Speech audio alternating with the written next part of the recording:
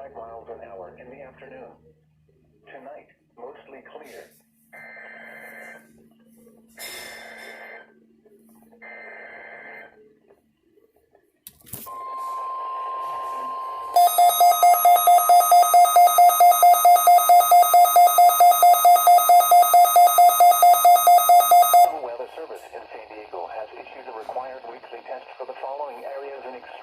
Southwestern California, Orange County, Riverside County, San Bernardino County, San Diego County, and the coastal waters from San Mateo Point to the Mexican border and out 60 nautical miles, including San Clemente Island.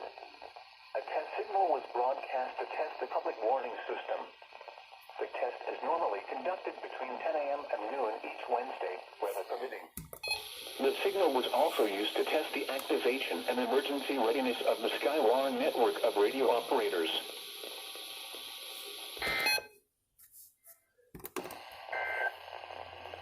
Now for the official national